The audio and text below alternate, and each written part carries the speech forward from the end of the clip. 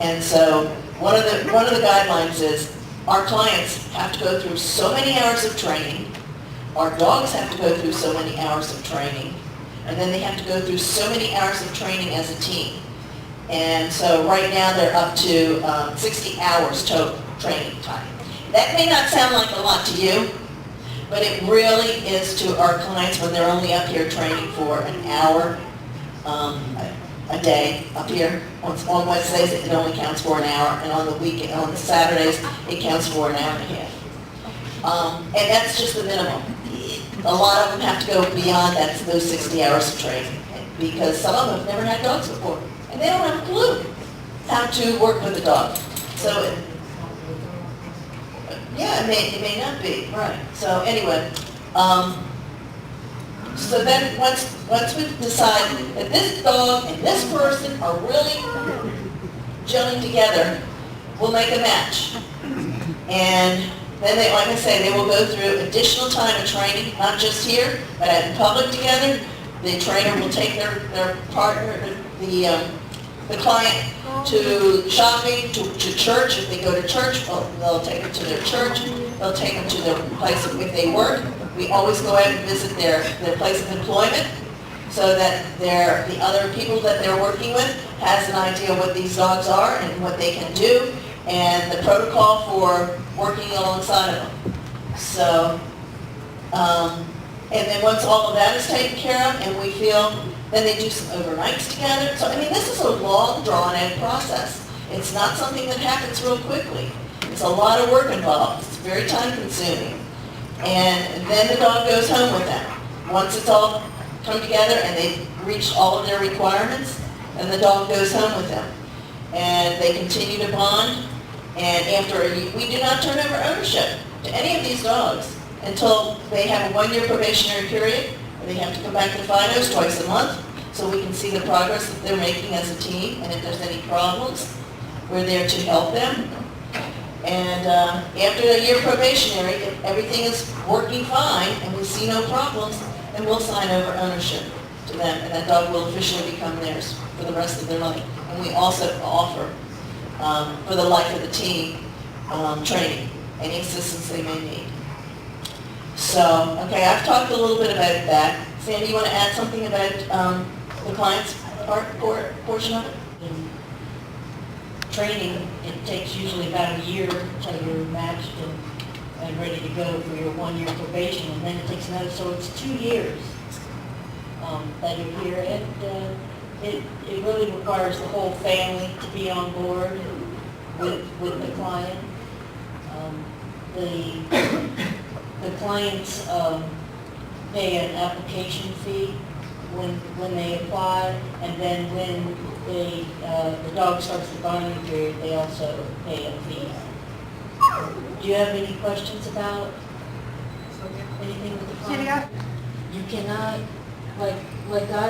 we usually have the banquet in April. I think mine started in like May. Oh, think of. So I had to wait a whole other year. I think I applied here first in 2005. I don't think I graduated until 2009. Wow. I mean, by the time I had a dog that dropped out, and so I had to go through it twice, because I'd almost been through my probationary year. And then you have to wait. We were talking about that. It's hard if the person is like right on the cusp. But Joe, our executive director, he was the same thing. I think he was a couple of days after the banquet. Kara, now she's started hers a couple of days after the banquet. So you're always looking for when that banquet date comes out to see if you're going to fall before it. So graduation is actually the ownership of the dog turning over to that client for life. That happens at the end of the whenever they finished at the end of that year. At the one of that year is when you hand over, there's a contract, a transfer of ownership contract. Big fat file. Yeah, there's a lot of contract.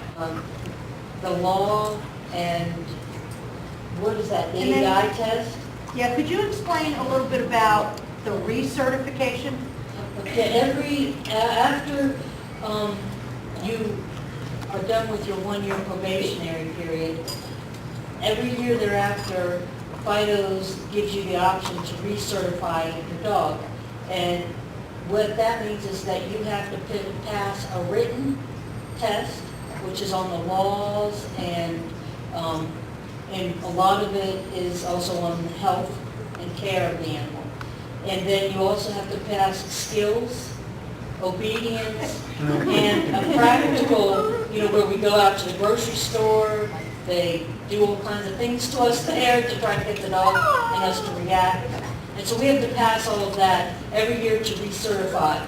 But a service dog does not have to be certified to be a service dog. It's just easier. It gives you goals to keep your dog at the right health, right weight, to keep you up on the laws and the care and the obedience. And it also helps when you go in someplace. I mean, I've had to show his card many times and he's certified. I said he doesn't need to be, but yeah, he is, and here's the law. So it's part of the ADA. He does not have to be certified to be with me, but it does help. I would say it's a very high percentage. I would think 90-something%. Probably 98. It's very few that don't. Unless their health, something changes. Yeah, something might change in their health. We've had that. Or somebody had choose to say that. We've had clients pass away before they were matched. Can do this job. But I'll let the trainers answer that. That's more their bag. All 3 dogs had to wash out of the program because of health issues. All 3 of them developed seizures. And that was devastating. A small program like Fidos that loses 3 dogs, just like that. I mean, we were devastated. That we had already put 2 years of training into these dogs, and not just the time, but the medical, the veterinarian care and everything else. It's a heartbreak. But these things can happen. We don't want them to happen, but sometimes you have no control. So Yannick Sandy is absolutely right. We have lost more dogs than we do clients. So we're going to do some demos, I think. Training, when does it become specific, say for the hearing assisting dog as versus That's a good question. maybe, Yeah. are all dogs able to do everything? No. I've been a No, they're not. The question was, when does it come, when do we know whether to train for a hearing, whether the dog is more geared to do hearing alerts or to be a service dog? And you don't know in the beginning. You start out teaching the puppies basic obedience and things. And then as it progresses, we ask our puppy raisers, actually, to start looking at their dog, like when somebody rings the doorbell or when their phone goes off, and to see if perhaps that dog lays there like my dog is doing when all that noise is going on, or whether that dog becomes alert and is looking around trying to find that sound. And if they are doing that, then they're more inclined to be considered to be a hearing dog prospect. But if they could care less, they're not going to make it as a hearing dog. They have to have that instinct, that inquisitive nature to want to go and check out what is that sound. So that's one of the ways that we tell. And then if that's the case, then we encourage our puppy raisers, and when they go up to the prison, we encourage them to, keep motivating them by that. Like say, what is it? Show me, and have them taken to the sound so that they get used to it, and then we can fine tune it when they come back to us for their final training and to be matched with. So then we'll know that that dog is going to be working for one of our hearing clients, someone that's applied for a hearing dog.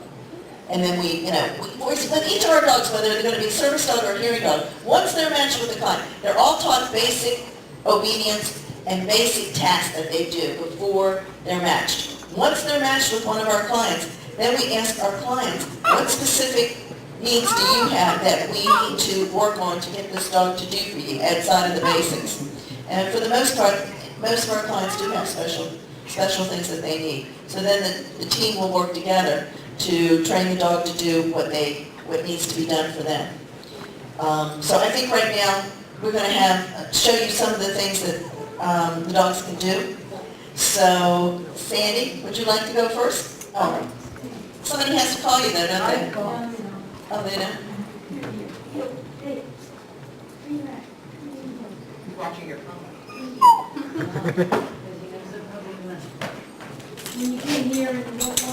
drop something, you don't hear it hit.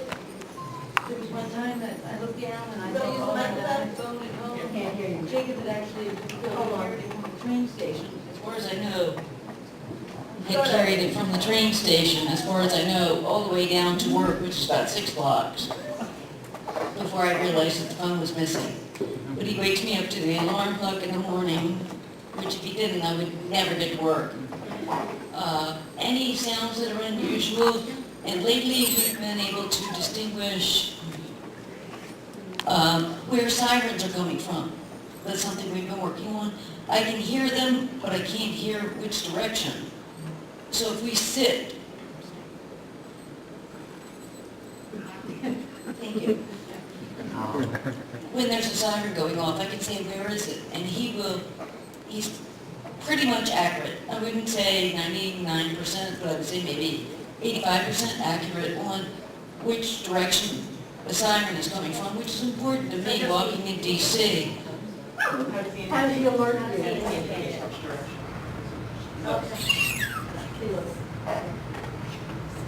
Can I call your name? Sure.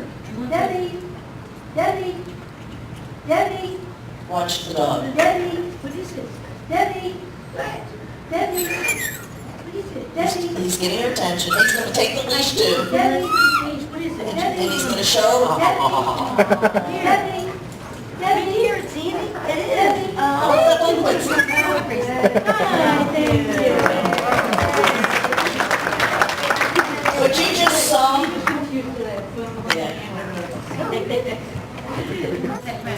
probably not, she says. Well, you can try and see.